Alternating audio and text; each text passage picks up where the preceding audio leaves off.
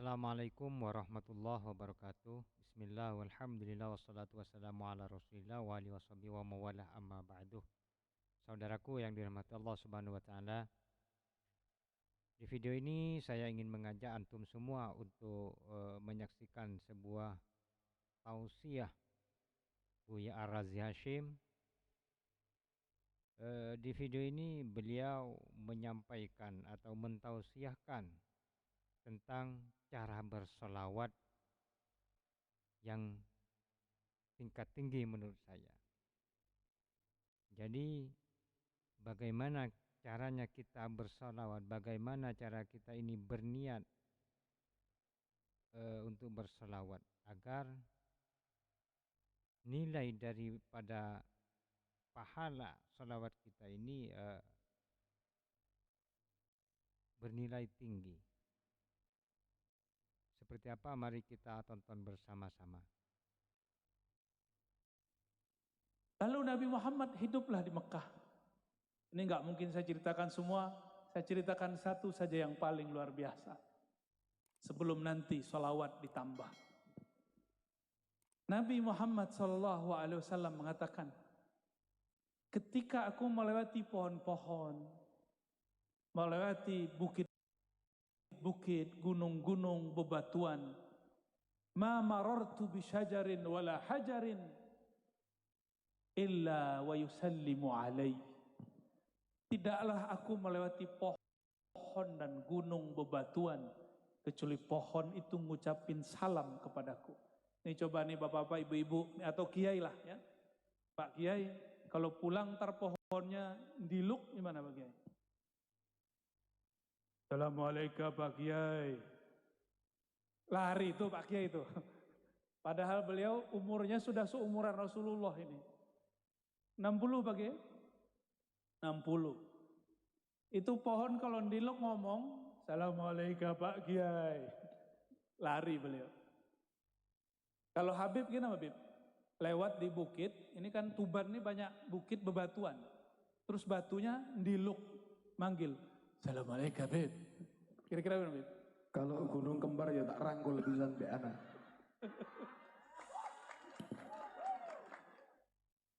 Ampun ketemu Habib Jawa ya.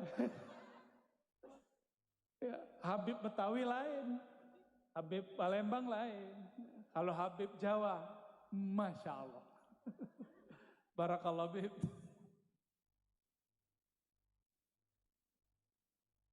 Nabi Muhammad melewati gunung, ini bukan gunung kembar Habib. Itu gunungnya bergetar. Pohonnya diluk dan semuanya mengatakan, Assalamualaikum ya Nabi Allah. Salam atas engkau wahai Rasulullah. Nabi Allah. Hewan-hewan Nabi lagi jalan, ada arak-arakan domba, semua domba pengen mendekat Rasulullah. Ada onta pengen ngadu ke Rasulullah, cuma sayangnya onta ngadunya urusan perut, bukan buah perut Beb. Onta ketemu Rasul ngadunya urusan apa? Perut. Sama, mohon maaf nih, masyarakat ketemu wabub, ketemu bupati, ngadu masalah perut. Coba onta kalau punya akal, ketemu Rasulullah seharusnya bukan urusan perut yang diadukan. Yang diadukan apa? Wahai Rasulullah, beri syafaat, aku masukkan aku ke dalam surga. Itu seharusnya. Ternyata waktu dulu Rasulullah punya majelis duduk-duduk begini, tatakan punggungnya pohon kayu. Itu kayu ketika dibuatkan mimbar, ditinggal oleh Rasulullah nangis. Coba ibu-ibu dengerin pohon nangis, kabur pasti pengajian. Ini pohon Hanna Hanina. Dia menangis karena dia rindu merasakan punggung Rasulullah Sallallahu Alaihi Wasallam. Akhirnya itu semua sahabat yang hadir dengar. Berarti sahabat ini punya karomah. mendengarkan suara tangisnya kayu-kayu. Turunlah Rasulullah dari mimbar. Nabi elus-elus ditanya, wahai kayu. Tuh, Nabi bisa ngomong sama kayu. Coba kalau Pak Kiai bisa ngomong sama kayu, kita ngomong, Pak Kiai sudah begini ya. Paling tinggi kita bilang, Kiai udah majeduk, kejedot palanya sama dinding. Tapi Rasulullah SAW ngomong, dielus, dan tidak ada satu sahabat pun yang mengatakan Rasulullah itu gila. Kenapa? Rasulullah dan para sahabat sama-sama mendengarkan tangisnya. Dielus seperti anak kecil, kemudian berhenti nangis. Ditanya, wahai kayu, engkau pilih jadi sandaranku di dunia atau masuk surga? Apa jawaban si kayu? Apa jawaban dia? Masuk, tapi menurut saya itu juga kurang benar, kurang sempurna, walaupun lebih tinggi daripada onta. Makanya kalau sholawat jangan minta onta utangnya dibayarin. Kalau udah doanya Habib tuh, ya Allah semoga yang hadir terbayar utangnya, aminnya kenceng. Jadi niat hadir sholawat bukan karena cinta Rasul, tapi supaya utang terbayar. Remeh amat sholawatnya. Sholawat begitu, sholawat onta, tahu? Sholawat onta begitu. Ketemu Rasulullah hanya urus masalah perut. Untuk onta itu udah keren, hebat. Dia tahu itu Rasulullah. Tapi kalau kita punya akal, punya kolbu, gak pantas sholawat minta onta. Sholawat minta Avanza ya. Sholawat minta, sekarang yang lagi tren apa nih? Roksa Bu ya, roksa. Idza kunta fi dhiqin aw fi faqrin aw fi maradin fa akthir bis salati ala Muhammad sallallahu alaihi wasallam. Syuf, kaifa hada? Itu lain cerita, Bib. Lain cerita gimana tadi antum bilangnya tadi gimana hadir biar lunas utangnya, kita mendoakan. Memang mereka semua ini amin berarti nandakno utang ini banyak. Tapi ada tapinya. Idza kunta fi dhiqin aw fi faqrin aw fi maradin fa akthir bis salati ala Muhammad. Ane jelasin, Bib. Ya marhaba. Ane jelasin. Sholawat tuh niatnya karena apa? Karena cinta ke Nabi atau cinta ke diri? Cinta ke Nabi. Mahabbah ma Rasul sallallahu. Oke. Dah. Kalau cinta ke Nabi dapat berkah, punya penyakit sembuh. Bukan karena kita ingin sembuh tuh sholawat, itu kebalik. Orang seperti ini di dunia dapat syafaat, tapi di akhirat belum tentu. Nanti ketika datang di hari kiamat nanya, wahai Rasulullah syafaati saya, Nabi nanti jawab, kan sudah dibalas di dunia, utangmu lunas kan? Ya. Tadusnya pripun Bu, fi dunia hasanah wa fil akhirati hasanah. Maka niatnya harus akhirat. Nih saya kasih tahu Bapak Ibu. Saya dulu lama ngamalin sholawat pengen kaya, nggak kaya-kaya. Saya punya sakit nggak sembuh-sembuh. Tahu-tahu ditegur sama guru saya, seorang sayyid, seorang mursyid juga. Apa kata beliau? Kamu sholawat niatnya apa? Mau kaya, Kiai? Norak. Loh kenapa? Kalau kamu niat mau kaya, kaya itu di dunia. Tapi kalau kamu niat sholawat untuk akhirat, dunia terbawa. Maka semenjak saat itu, teringatlah saya kalam Imam Abul Hasan Syazili. Apa kata beliau? Abghadul ibad ilallah. Hamba yang paling dibenci oleh Allah. Siapa? Orang yang amila amal al-akhirah, beramal amal akhirat seperti sholawat, baca Quran, haji umroh, tapi niatnya ghardan min aghradid dunya, untuk urusan duniawi. Ini yang ngomong Imam Abul Hasan Syazili, beliau seorang syarif, zuriat Sayyidina Al-Hasan. Jadi tugas kita kalau antum Habib, antum Kiai, tugasnya mendewasakan umat. Bukan membiarkan umat solawat untuk urusan remeh.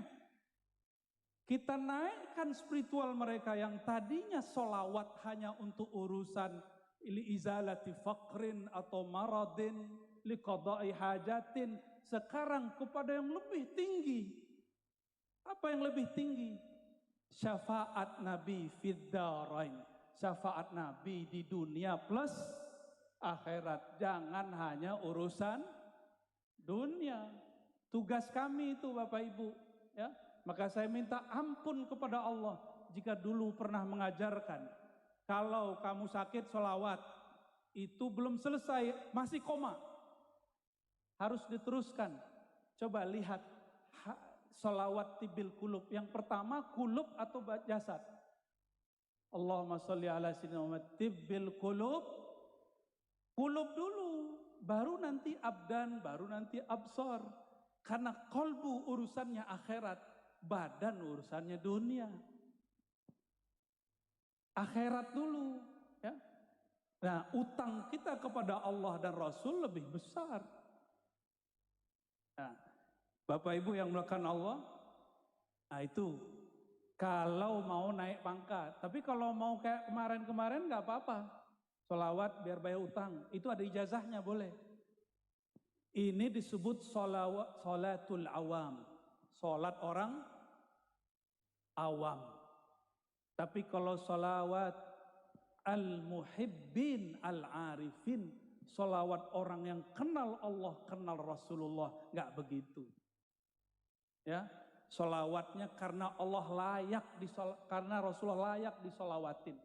Nih saya tanya ke Pak Bupati, Wakil Bupati. Ini contoh nih Pak Wakil, ini belum Rasul nih. Saya puji-puji lagi di majelis. Saya punya pesantren. Ini saya puji-puji ini. Wakil Bupati adil, amanah, bla bla bla bla. Dalam hati niat muji Pak Wakil Bupati supaya pesantren saya dibangun, dibantu.